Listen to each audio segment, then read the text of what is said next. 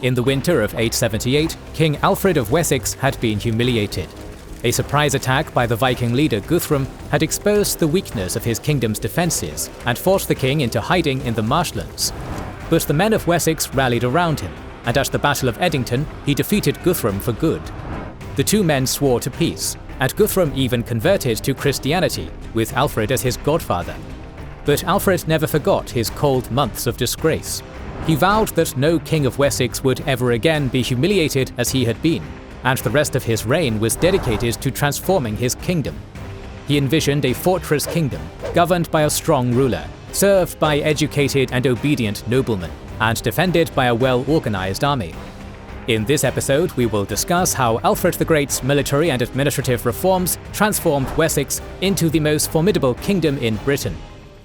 This video is sponsored by you. Unfortunately, the YouTube environment is not great right now, with the algorithm being friendlier to drama and react channels, and YouTube being permissive of AI slop. We don't do drama and we don't do AI, but thanks to our members and patrons, our channel continues to make 3 public videos per week, with the team intact and going strong.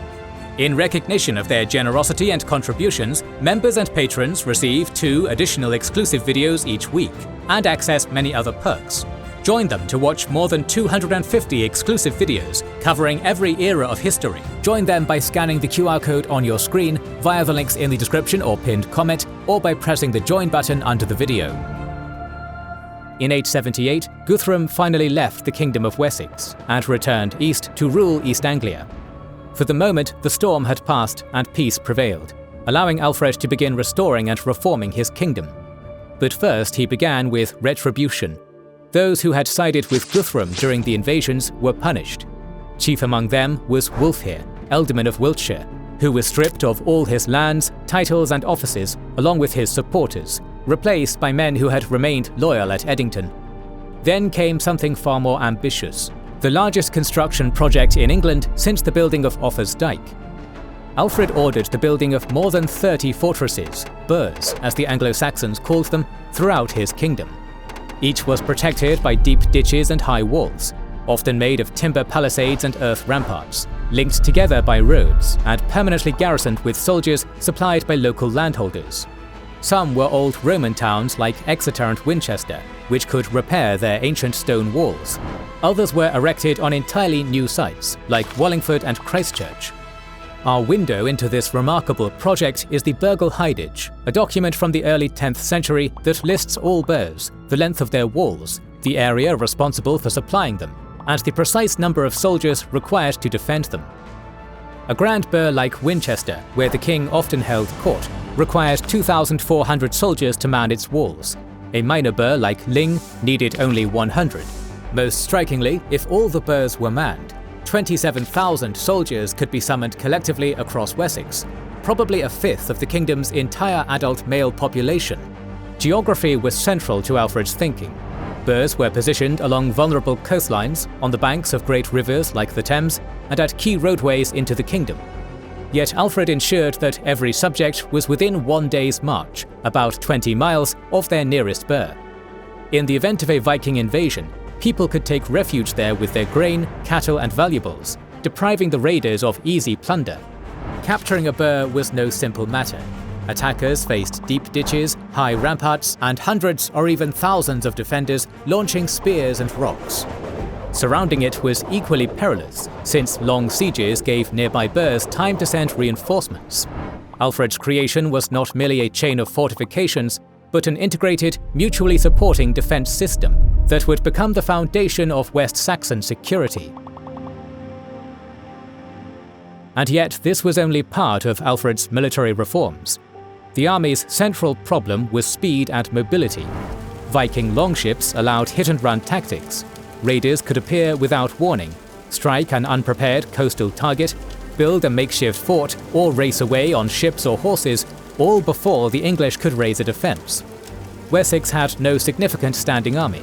The king and his great lords employed elite household warriors, but raising large forces meant summoning soldiers from estates and farms, a process that took several days. Soldiers were also reluctant to leave their farmsteads for extended periods, which made them disinclined toward long campaigns. Alfred solved this by splitting the army into two rotating contingents. One half served as a standing force on horseback, able to ride to battle at a moment's notice, while the other remained at home to tend the farms, providing a quick response force that could campaign for months without fear of leaving their livelihoods unattended. He also built a small fleet to guard his coasts, personally designing ships larger than Norse longships and hiring Frisian mercenary sailors to assist the English seamen, who had little experience of naval warfare. This was initially more of a coast guard than a royal navy, but it provided an additional layer of protection for coastal settlements. Yet Alfred was not only a protector of his subjects, he believed a good king was also a teacher. In Wessex, education had been all but destroyed, and literacy was collapsing. Churches and monasteries, the centers of learning, had been subject to Viking raids for decades, and Alfred himself admitted he knew almost no one in his kingdom who understood Latin. Peace allowed the king to change this. His nobles and officials were told they must learn to read and write in English or lose their offices. A school was set up at the royal court for Alfred's children, the sons of nobles, and some from the lower orders. Scholars were hired from across Britain and Western Europe to restore Latin within the church, and to translate great works of history, philosophy, and theology into English, making available works the king believed were most necessary for all men to know. Alfred personally led by example, learning Latin himself so he could take part in this grand translation project. It was a moral mission. Education and reading brought wisdom, and only a kingdom governed by the wise could gain God's favor. But it was also a practical revolution. Literacy meant the king's judges could properly understand his written laws, ealdormen could correspond with him, generals could follow his written orders, and priests understood the true interpretation of what they preached. The king was creating a sophisticated, literate, and efficient government and ruling class. While Alfred oversaw reforms within his kingdom, he looked beyond its borders to bolster his security and power. To the north, the Mercian kingdom had been divided in two. The English ruled the west, the Danes ruled the east. King Ceolwulf of Mercia had maintained peace with the Vikings, but he fell from power in the years following Edington. In his place emerged a Mercian nobleman, Aethelred. Unlike his predecessor, he took a staunchly anti-Viking stance, but this soon left him beset by Welsh and Danish enemies on three sides. What Mercia needed was a protector, and no man was better placed to provide this than Alfred. So, in about 883, Aethelred agreed to become Alfred's vassal, paying tribute to Wessex, fighting against its enemies, and attending the king's councils. In recognition of this, Aethelred abandoned his kingly title and became the Lord of the Mercians, while Alfred took the grander title King of the Anglo-Saxons. With Mercian support secure, Alfred marched east in 886. A Viking army still held London. He drove them out, reclaimed the town, and quickly rebuilt its old Roman walls. Soon afterwards, nobles from across his new kingdom gathered to renew their oaths of loyalty. As the Anglo-Saxon Chronicle records, the whole English nation turned to him, except that part of it which was held captive by the Danes. The alliance between Mercia and Wessex was then sealed in matrimony. Aethelred married Alfred's daughter, Aethelflaed, permanently binding both men together. Aethelred was gifted control of London itself, a town that had belonged to Mercia for centuries, a gesture showing Alfred would be a just overlord who respected Mercian customs and traditions. Shortly after, Alfred and Guthrum signed the treaty that bore both their names, formally defining a mutual border between their kingdoms and setting rules for trade, crime, and dispute along it. It was another step toward a long-lasting peace between the English and the Danes. The 880s had been a remarkable decade for Alfred. Wessex was now a fortress, the Mercians were his subjects, and peace with the Vikings was reaffirmed. Yet peace rarely outlasted the leaders who made it. When Guthrum died in 890, the English were vulnerable once again. His replacement, King Eoric, had no interest in the Christian faith or in peace with Wessex, a green light to the ambitious raiders still active on the continent. One man seized the opportunity. Hastein was no ordinary raider, but a veteran sea king, feared throughout Europe. As a young man, he had raided throughout the Mediterranean. Spain, Italy, and even northern Africa suffered from his attacks. and since then he had made a living terrorizing the princes and bishops of northern Francia. Francia was suffering from famine in 892, so Hastein decided to move into richer pickings. He launched his invasion from Boulogne in the autumn, sending a vast armada of 250 ships ahead to land in southern Kent at Appledore, then following himself with 80 ships to make landfall to the north at Milton Regis. This was no ordinary raid. It was the largest Viking fleet England had faced since the Great Heathen Army in 865, and its soldiers had even brought their families. They had come to conquer, settle, and rule Wessex. Alfred reacted quickly and cautiously. War was inevitable, but through diplomacy he sought to divide and weaken his enemies. Envoys were sent to East Anglia and York, whose kings pledged not to support Hastein. Alfred then marched into Kent, stationing himself between the two armies, and in early 893 entered negotiations with Hastein. A payment of Danegeld was offered for peace. Hastein accepted and withdrew to Essex, where he built a new fortress at Benfleet. This left the Viking army in southern Kent free to march west into the heart of Wessex. The invaders raided throughout Sussex and then Hampshire, but kept clear of Alfred's fortresses, which forced them to stay on the move and reduced them to raiding unguarded villages and farms. When the army eventually retreated north to link up with Hastein at Benfleet, Alfred's eldest son, Edward, was waiting. He had already gathered an army in the north and blocked the road out of Wessex. As soon as the Vikings entered Surrey, they were confronted at Farnham. Hundreds of Norsemen were slaughtered, their plunder was seized, and the survivors fled. Some reached Hastein's fortress at Benfleet. Others sought refuge at Mercia Island under the protection of King Eric. For now, Alfred's strategy seemed to have worked, but the oaths of peace had been entirely disregarded. Hastein and the rulers of York and East Anglia had deceived him.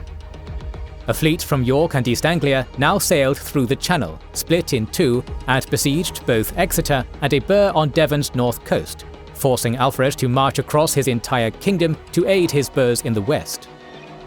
With Alfred gone, Hastein launched a raid into the eastern lands of Mercia. It fell to Alfred's son-in-law, Aethelred, to lead London's defences, but rather than confront Hastein directly, he turned the tables and went on the attack. While the bulk of the Vikings were raiding with Hastein, Benfleet was left with only a small garrison. Aethelred marched on the fortress, captured it, and burnt it to the ground. Hastein's ships were seized. Some set ablaze, others sailed back to London and added to Alfred's fleet. Hastein immediately turned back and built another fort at Shoebury, a safer distance from London. He was not finished. East Anglia and York sent reinforcements and ships. The Allied fleet gathered at Shoebury, and Hastein cruised up the Thames. Once it had been a Viking highway, the open road to the soft underbelly of the south. Now it was the most fortified river in Britain. From London to Cricklade, 6 burhs guarded its banks, and Aethelred collected troops from each of them, shadowing Hastein as he moved upstream. As the river became too shallow, the Viking ships were carried across land and returned to water on the River Severn. Hastein sailed north for the frontier between Mercia and the Welsh kingdom of Powys. The English tracked him down at Buttington, where he had to build a fortress in the borderlands from which he could strike east into Mercia or west into Powys. But Powys sent troops to support Aethelred, who now commanded a vast combined army of Mercians, West Saxons, and Welshmen. The Mercian commander had no need to attack. He simply surrounded Buttington and waited. Several weeks passed. Then the fortress gates burst open. Hastein charged out, his starving soldiers racing behind him, desperate to escape east. But Aethelred was prepared. The English and Welsh fell upon the invaders, and though the fighting was bloody and several English commanders fell, Hastein's ragged and exhausted men were overwhelmed.